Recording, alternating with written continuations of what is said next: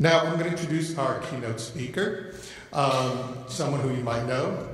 He is the superintendent of Fayette County Schools. Now this is a job I wouldn't take for all the money in the world. It is really a tough job to have 40,000 kids plus and teachers all responsible for and accountable for. It's very difficult. But I can tell you, having come from a for-profit business to a non-profit business, I've learned one hard lesson, and that is reaching out. You have to reach out a lot.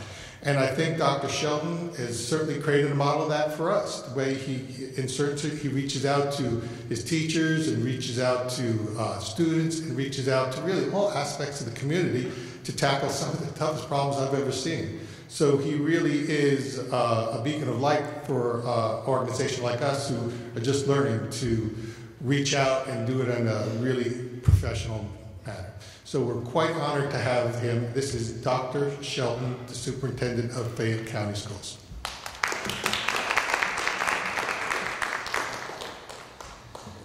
Thank you very much. It's my honor to get to be here with you this morning, and I always hate to start off with an apology, but I do have to leave right after I speak. I have two other events to be at this morning, but I just, first of all, want to applaud each and every one of you for being here today. For this very important event, but it's more than an event. It's about changing our community and changing habits and behaviors that we have to deal with in order to make this the kind of community that we want it to be for all of us, and most importantly for our students. I'm sure most people know that in Fayette County Schools, as Mr. Wayne said, we have 40,000 plus students among 66 schools across our community, and there is nothing more important than making sure that each one of those students have a safe environment to learn, because if we don't create that environment first, it becomes a true barrier for students to be able to be successful. And you know, anything that happens out in our community plays its way out through our schools. Our schools really are a microcosm of society, and when any type of event happens without the support and the intervention of our community to make sure it's a positive event, that's a negative event, whatever it might be, violence, drugs, any type of things like that in our community, they will play their way out in our schools, and we see that on a daily basis. And so I want to applaud each and every one of our community partners for working to deal with this issue. Youth violence prevention is much more important than anything else that we're working on or involved in at this point. And seeing our students here today as our partners and really engaging them as our partners, I believe is a real way to do that. Our district mission statement is that we want to make sure that all students are successful, and the way we do that, as has been mentioned already by Mr. Wayne, is we make sure that we create opportunities first and remove barriers, and that becomes what I like to refer to as an equity conversation. You know, not all students start from the same place, not all students deal with the same issues, but we have the same desired results for all of our students, and so we have to provide the right interventions and support. And so it takes our entire community. It's not something our schools can do by ourselves. It's not something that our churches can do by themselves or our government. We have to make sure that we're all fully engaged in that. As our district mission reflects, we have a vision to engage fully our community partners, our family partners, our staff, but also our students. And we have to listen to our students and allow them to have voice and choice in this, because they're the reason that we do what we do. You may not know that throughout our schools we have just an unbelievable, I won't quote all the statistics to you, but an unbelievable number of different types of issues, from you know, gang issues to homelessness. You know, we have issues that of course play out in children's homes as well and in their community. I was at yesterday an event, a Stand Up for Youth event, where we were talking about abuse of our children in our community, and the numbers are just staggering that we deal with. And so events like today are necessary, but what we have to really hope for is that we can truly make a change by involving everyone in this effort. As I looked at the program schedule today, I wish I could stay all day because you've got a lot of great speakers and a lot of good opportunities to hear about initiatives that are happening throughout our community. So many of these are great partners that we have, working with everything from Urban Family Engagement Network to working with Fayette County Fatherhood Initiative, and just so many different others that we appreciate so much throughout our community. Our board and I talk regularly about these issues and how we can create more opportunities for students. And as we do that, and we look forward even dealing with a budget reduction scenario as we're dealing with now in our district, it can't be something that keeps us away from achieving that goal, because there is nothing more important than our students. So I apologize for having to leave today, but I want to applaud each and every one of you again for reaching out to reduce violence for students and providing more opportunities for them. If there's anything that we can do in the school system, I would encourage you to share that with us. We want to be partners with each and every organization, with our families throughout the community, so that we can deal with this issue together. We are committed as we move forward in our district as we build new schools, as we renovate buildings, as we start new programs, to make sure we're doing that on an equitable basis and make sure that we're providing the right opportunities for our students. And so many of you know we're getting ready to undergo a redistricting process where we look at where our students will be assigned to go to school. We're looking at completely working through all of our what are known as alternative type schools. I like to call them non-traditional schools, to where we have different types of opportunities, more of a menu of opportunities for students to choose and move through that meet their individual needs. And so please take the opportunities as these things happen to be engaged and involved in the process. But most importantly, always be willing to speak up for kids. Be willing to speak up for those who don't have a voice in our community. And please stay involved. But thank you very much for being here, and have a successful day.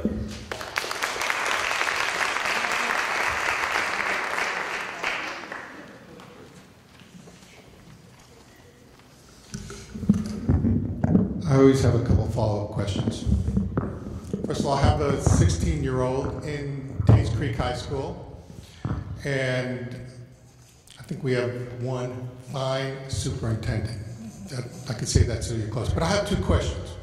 First of all, I remember when I was at one of the PTA meetings, I think Lisa Holland was still there, and it was a great crowd, very enthusiastic, but there was only like two guys. It was like me and one other person. The rest were female, and I'm thinking to myself, what are the guys' problem? How come we don't see more men or males in the schools? I mean, do we have a theory on that, or is there something we could do to get more men? Not that I mind being the only guy there, but it concerns me, because even when I go to other violence prevention events, it's like I'm an anomaly being a guy.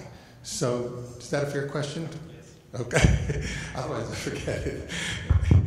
No, that's a completely fair question. First of all, if you look at education in general as a career, we have a shortage of males who are involved in education as a career. The majority of teachers in any school district are female.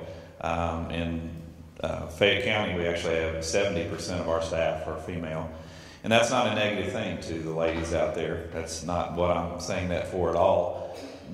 The point that I would make is that we need more males involved directly in the education workforce. So I'd like to see that happen more. Then to relate it to your question about men being engaged and involved, things like the Fatherhood Initiative that David Kozar is going to speak about later, are very important because our young men need to see male role models. Arnold Gaither and others have worked together too as well to put groups of men together who would be willing to come and speak to our young men, in particular at our high school level. We need to see more of that happening. But I think a lot of the reason that it happens is people who did not have necessarily a positive experience when they were in school don't necessarily feel welcome to come to schools now, even if they have children in our schools. Plus, lifestyles have changed so much. We're all so much busier. People working, in the state of our economy, we've had sometimes 2 and 3 jobs. But we as a school district have to make sure that our schools are a welcoming place, first of all. We have to reach out to our community. I've shared this with a lot of people, and I think most people realize this because the way the world has changed so much. When I grew up, the centers of our community were our churches and our schools. And generally speaking, that's where you'd find most people. You could have a church event or a school event and people would be there. The way our world has changed now, we have to take the schools out into the community. I'm not here to talk about churches today. I also believe that same thing about churches. But we have to reach out to the community rather than expecting the community to come to us. And so I've challenged each of our schools to step out into the community to engage our males, to engage the entire community. One of the things that even through this budget discussion recently, we had 2 public forums. We had over 680 different people from our community show up at those 2 forums. I leaned over to our board and I said, I want to do this every year. And they thought I was nuts. They were like, why would you want to do this every year? And I'm like, well, I'm not saying that I want to have a budget forum every year, but I'd like to have community forums. And what I want us to do is take those out into the community, move those around town to where people can come and be engaged in their child's education. And I know I'm speaking in generalities a lot about your question, but we have to target men and say to men, there's nothing more important than for a student in our schools to see role models for them. And for young males in our schools, they need to see male role models that have been successful so that they can say, I can do that too. And so it's really something we have to engage in together, but we have to reach out and say to those men that, first of all, you're welcome in our school. Secondly, we need you there, but it has to be a partnership. That answered it perfectly. It's amazing. I didn't understand it, but you're right. A lot of youth, probably, a lot of adults didn't have a good school experience and they have bad memories. And like you said, reaching out, I said it was like the captain reaching out, like a 21st century school going from the brick and mortar to the community. That's great.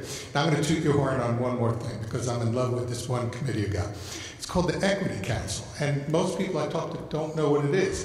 This is comes out with a report. I think Roy Woods is the chair of the that work to close the gap among minorities, the achievement gap, and the work they do is incredible. I mean, and if you don't mind, one last second, if we just talk a little bit about the Equity Council, because I mean, it's very close to my heart. I think equality, the world is just scratching the surface on equality, and I think the Equity Council is really at the forefront of this in Fayette County.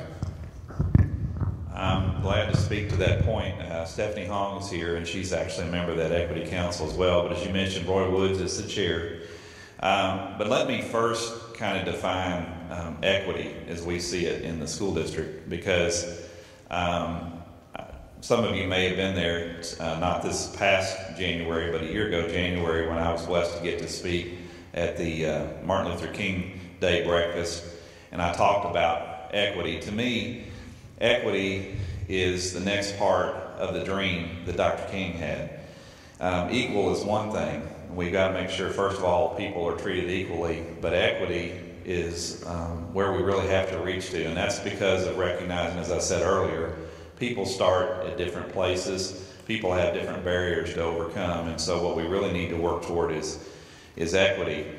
And when you look, at the different barriers that individuals have, students and staff, in particular, that we're reporting on through the Equity Council reports.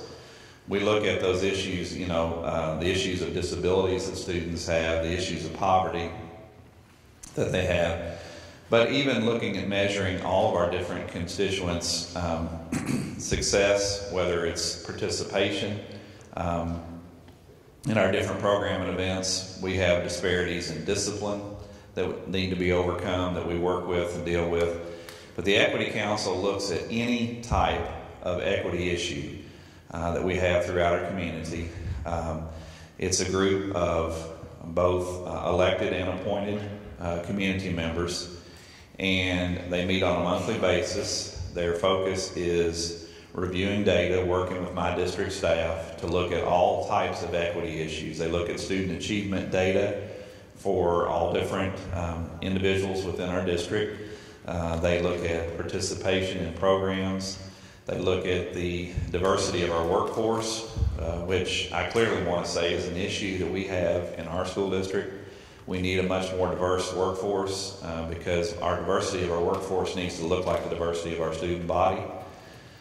So they measure that. They talk about discipline issues, but their primary role is to basically, as I call it, take the temperature of our school district to state the realities of where we are on reaching our mission of ensuring all students are successful, and then using that data to advise our school board on policies and programs and procedures that we need to have to deal with those equity issues. Many of you probably know this, but some may not.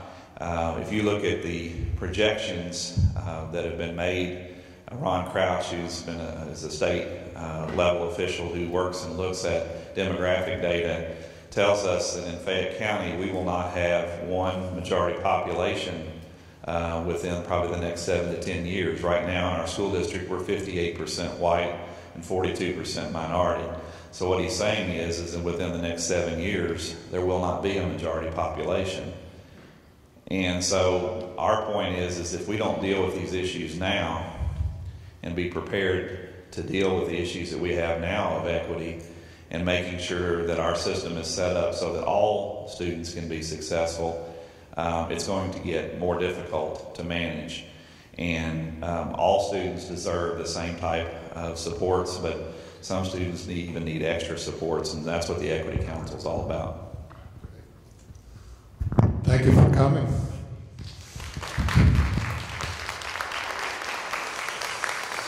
We use words like equity and fairness, but there's so much thought that goes behind it. It's amazing. I think Fayette County Schools is very lucky now with Dr. Shelton and with Stu Shelton before, even our board chair with Mr. Price. Shout out to him. I think our school system's in very good hands.